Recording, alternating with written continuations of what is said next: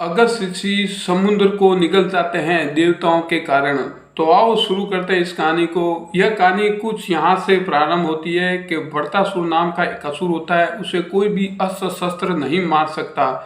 तब देवताओं के लिए भी यह दुविधा हो जाती है।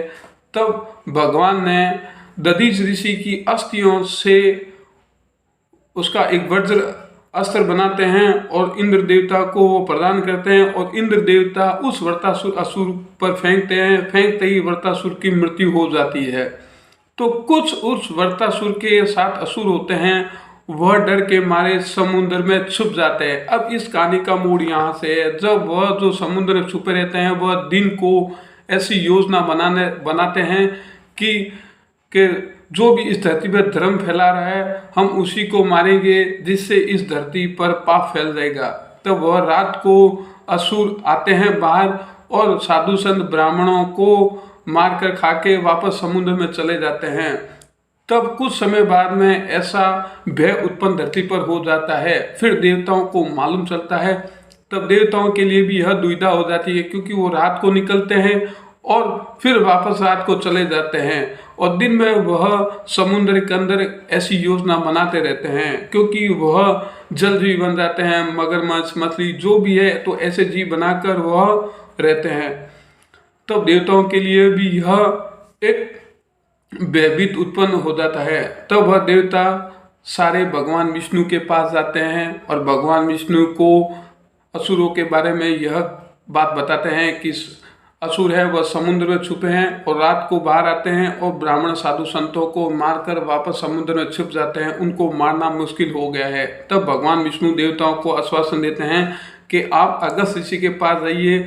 अगस्त ऋषि के पास जाने से आपको इसका हल मिल जाएगा। तब देवता भगवान विष्णु के कहने पर अगस्त ऋषि के पास चले जाते हैं और अगस्त ऋषि को वही कहानी सुनाते हैं कि समुद्र के अंदर असुर है, वो वृत्तासुर के साथ थे, वह कुछ समुद्र में छुपे हुए हैं और वह रात को बाहर आते हैं और आकर रात को साधु संत और ब्राह्मणों को मारकर खाकर और समुद्र में छुप जाते हैं। तब उनको मारना मुश्किल हो गया है। तब अगस्त ऋषि देवताओं की बात सुनकर और देवता को अगस्त ऋषि आश्वासन देते हैं कि आपको तनिक भी चिंता करने की आवश्यकता नहीं है, मैं समुद्र को ही निगल जाऊंगा और आप समुद्र को जब निगलूंगा तब उन असुरों को आप मार देना।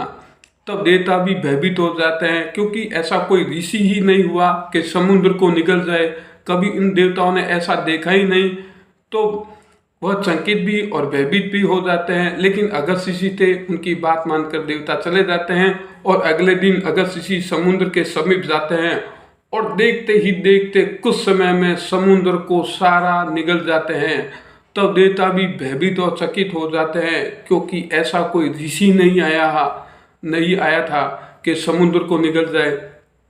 और फिर देवता भी खुश हो जाते हैं, क्योंकि वो सारे असुर समुद्र में बैठे रहते हैं और फिर देवता सारे उन असुरों पर आक्रमण करके उनको अस्त्रों से मार देते हैं और वहाँ पर देवताओं की विजयश्री होते हैं। तब अगस्त ऋषि पर देवता प्रसन्न होते हैं और सारे देवी देवता अगस्त ऋषि पर पुष्प बरसात करते हैं, क्योंकि अगस्त ऋषि कोई साधारण ऋषियों में नहीं थे जो 7 समुद्र को अपने ही पेट में निगल जाते हैं, और देवता भी कभी ऐसा दृश्य नहीं देखा था। तो अगस्त ऋषि को कौन नहीं जान है, उनकी और भी महान ऐसी मैं कहानियाँ बताता रहूँगा। तो यह कहानी आपको कैसी लगी हमें अवश्य बताएं।